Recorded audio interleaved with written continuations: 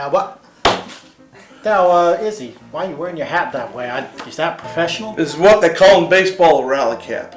Rally? What is a rally cap? And I'm praying to the gods. Praying to the gods. We need rain. The wheat needs rain, and we don't need a freeze. So I'm praying to the gods. I'm praying to the gods. Help me out here. Okay, praying to the gods. Praying to the gods. So is that supposed to catch the rain or something? It might. Yeah. I could water my grass with it. And then you just pull your head down? And Wet my whistle. Well, I guess, can't say Izzy isn't innovative. That's right. I'm in a country sort of way. Into something. That's right. Hello and welcome to your old news update. I'm Izzy Fitz. And I'm Bud Driscoll. And we want to shout out first to the Smoky Hill Museum. They got something coming up. 211 West Iron. 211 West Iron.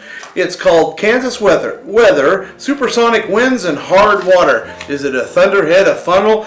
Is there a hail in those clouds? Hail in those clouds? Hail, yeah. Yeah, and for centuries, Kansas have looked skyward to find answers about the weather. And join Rod Beamer as he presents Kansas Weather. He's going to talk about the weather Yep. in good ways, because he wrote a good book about it. And it's next Thursday from 5:30 to 6:30 p.m., April 5th. Don't miss it. It's during Art Rush, so, rush over there. Yeah, it's the first Thursday Art Rush, right? That's right, that's right. Right, and the museum is a nationally accredited history museum in the heart of downtown Salina. And the free museum is open Tuesday through Friday, noon to 5. Saturday 10 to 5 and Sunday 1 to 5. It's just full of history. Yes. And speaking of history, let's, what about Eagle Crest? We got Eagle Crest Retirement Community is another sponsor, 1501 East Magnolia, and Headley's Clothing, 1829 South 9th. Yes. Now let's get back to topping the headlines from yesteryear. We will. What do you say there, Well, pal? we're going to go to April 5th, 1962. That's a ways ago. 50 years ago. And we're going to go to Marquette. We're going out of Salina into Marquette. Something else from the skies. Because you know why? A small target practice bomb exploded on Old Highway 4 west of here Wednesday afternoon after being dropped from a Forbes Air Force Base B-47 bomber. Man. I hate it when you drop those things.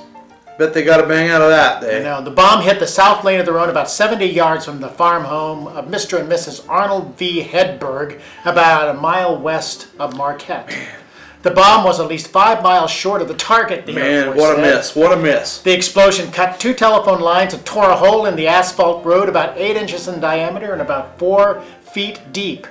No one was injured, thank goodness for Unless that. you drop one of those in a hospital or something. Oh, anywhere. You gotta watch where you drop. Remember, well, there was one not too long ago when they dropped it in Canopolis. I know. Remember that? So it's like, watch out. Yep. April 6th, 1937. Can I do this? News update. Oh, that's right. At noon today, the body of Oscar Dahlstrom, You remember him, folks. who disappeared from his farm home near us area nearly 2 months ago, was found by a neighbor, Fred Cox. Oscar was floating in the waters of the Smoky Hill River, a scant half-mile from the dead man's home. Badly decomposed from its long immersion, the body was still recognizable as that of Dahlstrom, Mr. Cox said. Cox was driving along the riverbank with a load of feed when he made the gruesome discovery. Oscar Dahlstrom, 42-year-old bachelor and son of Mrs. Hannah Dahlstrom of Lensburg, was last seen about 10:30 in the morning on February 9th. Oh. And then Now here's we'll update the update. Let's update the update. April 7th, 1937, a coroner's inquiry into the drowning of Oscar R. Dahlstrom, a Syria farmer whose body was found floating in the Smoky Hill Rover. Look at that, Smoky Hill Rover. Well, Tuesday that was a dog that protects the river. Yeah, will be held at the Salina City Hall Saturday afternoon at 3 o'clock. Coroner Guy Ryan announced that the relatives of the dead man have requested an inquest. An unofficial report said Dahlstrom carried a life insurance policy which pays $5,000 in case of accidental death. Think he Wonder tried who's to going to kill- get the loot. So he tried to kill himself so he could collect the money? Yeah, you can't take it with you. Yeah, What's I the don't deal? know. I don't think he thought that through.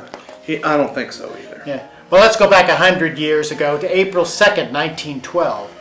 Eugene D. Andrews, a Pacific Union engineer, was struck by one of the local switch engines last evening at 6:20 20 o'clock. Mr. Andrews was immediately taken to his home at 619 West Park, where he died this morning about 8 o'clock. Poor fella. I know. Mr. Andrews was returning home from his work and was walking between two tracks. You should know better. Yep. A freight train was passing along the main track line and the cylinder cocks were open. Was that cylinder cocks or locks? I don't know. Oh, maybe. I'm going to just print what's there. The cylinder cocks were open. In order to escape the steam, Mr. Andrews stepped away from the main line track. The switch engine was crossing 7th and approached Mr. Andrews from the rear, probably on account of the steam escaping from boy, there's a lot of typos in this. Yeah. The steam escaping from the main line engine. The switch engine crew did not see Mr. Andrews until he had stepped in front of the engine and it struck him under the right shoulder, crushing in his ribs and causing such internal injuries that he died this morning after a night of suffering. Poor guy. Gotta stay out the tracks. That was like a Wile E. Coyote type. Yeah, it is. April 3rd, 1912.